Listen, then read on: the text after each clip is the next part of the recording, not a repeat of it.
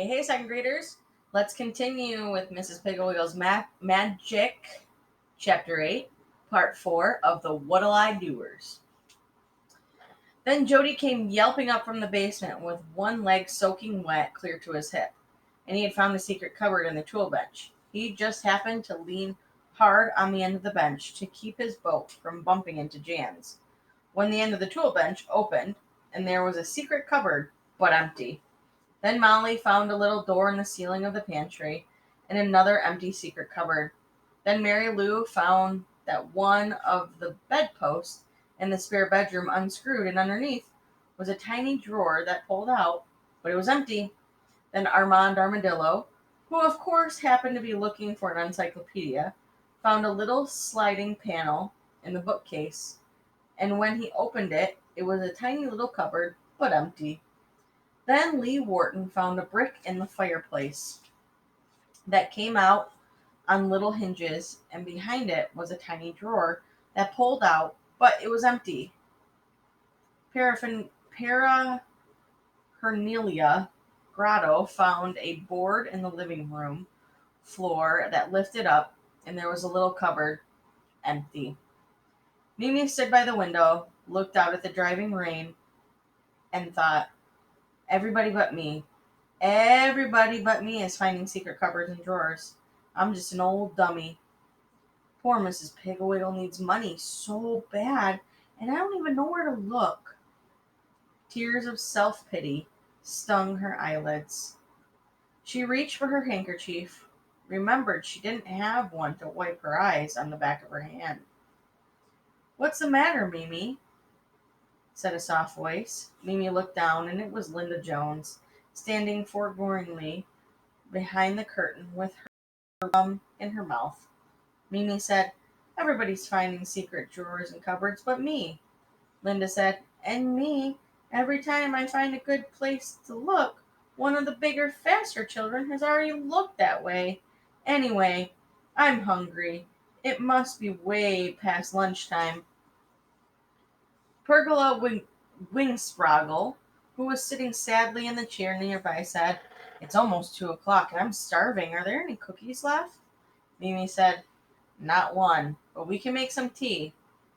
I'll bet poor Mrs. Piggle-Wiggle would like some. How do you make tea? Said Linda. Oh, you just put some tea in a pot and pour in some hot water, said Pergola, who had never made any. All right, then. You make it, said Mimi. Linda and I are going to look in the attic. They went up the winding stairs to the attic, but Mary Lou Robertson, Anne, and Joan Russell, and Julie Jones were already up there poking around and arguing. This trunk's mine, said Anne. No, I already chose that trunk, said Julie. I'm going to look in the old desk, said Joan. Go ahead, said Mary Lou. Dick Thompson and Gary Moorhead already almost tore it apart. Oh boy, I'm going to look in the old toy box, said Linda. People don't hide money in toy boxes, said Anne. I do, said Linda. I had 25 cents in my toy box last Christmas. Mimi went over and stood by the chimney. It was warm and she felt cold, a little damp and very sad. Ouch! Something stuck to her. She felt her back pocket. She felt her back pocket and found a safety pin. Found the safety pin pinning Mrs. Wiggle's handkerchief in her pocket, and it come undone. Mimi tried to fasten it, but it wouldn't fasten. It seemed to be broken. She took it off and threw it away. Then suddenly the wind gave a big howl and the lights went off.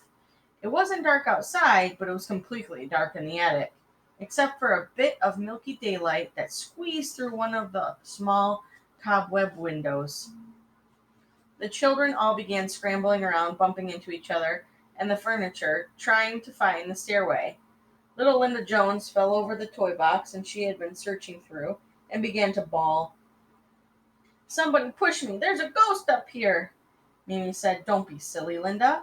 The lights were just on a second ago, and there wasn't a ghost up here. Give me your hand. But as she bent over to help Linda, her jeans caught on a loose board back of the chimney, and suddenly she was scared and panicky as Linda. She knew that it was only a loose board that snagged her back pocket. But in the darkness, it felt strong like a bony hand. Everything else up in the attic seemed to have changed too. The big old-fashioned dresser now looked like a giant monster with paws raised ready to pounce. Mr. Piggle-Wiggle's shabby old trunk looked like a coffin, and the old broken rocking chair looks like a witch kneeling by her cauldron. The desk looked like the opening in the big cave. Mimi jerked her pocket off of the board, and Linda stumbled across the attic downstairs. Down in the living room, Mrs. Piggle was lighting a big fat white plumber's candles and distributing them to other children. Be careful, she warned each one. Don't put your candle down. Just give it to someone to hold for you. Has anyone had any luck yet? I did, yelled Patsy. I found a secret drawer, but it was empty. The other children all told of their finds, but added every time it was empty. All right, so do you think that they are going to find any coins for Mrs. Piggle-Wiggle to live off of? We have one more part of this chapter, so make a prediction. What do you think is going to happen? And I'll see you next time.